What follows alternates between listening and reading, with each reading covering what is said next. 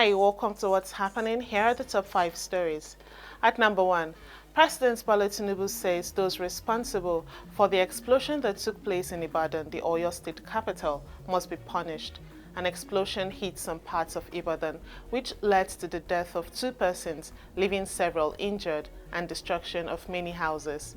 Tinubu said it is worrisome that the explosion is being attributed to the activities of illegal miners and directed concerned agencies to find out the circumstances that led to the incident with immediate effect.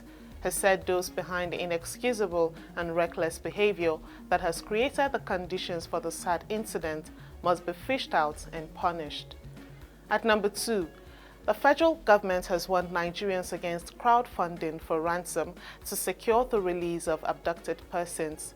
Mohammed Badaru, Minister of Defense, spoke in Abuja Wednesday at the end of the Federal Executive Council meeting following the escalating abductions in the Federal Capital Territory, Abuja. Some social media users have expressed willingness to crowdfund to secure the release of the victims. Speaking to State House correspondents, Badaru said crowdfunding for ransom purposes is counterproductive and should be immediately stopped. At number 3, the National Agency for Food and Drug Administration and Control, NAFDAC, has officially launched the NAFDAC Green Book, a comprehensive repository of NAFDAC-registered drug products with 7,030 entries with stakeholders, including representatives from the Association of Community Pharmacists of Nigeria and the Pharmaceutical Society of Nigeria.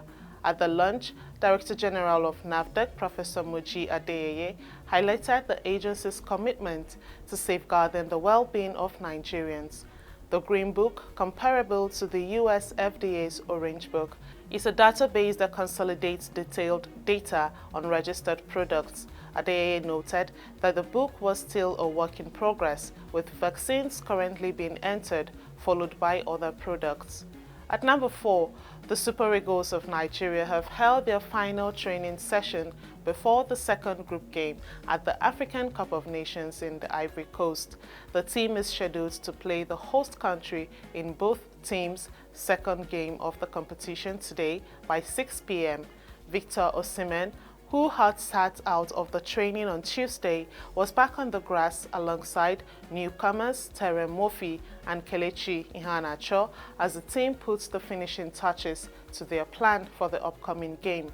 Earlier, Super Eagles head coach Jose Peseiro confirmed that Al-Hassan Yusuf will be unavailable for the game against the Ivorians. The Super Eagles will be hoping for a better performance against the hosts after a disappointing 1-1 draw with Equatorial Guinea in their opening game.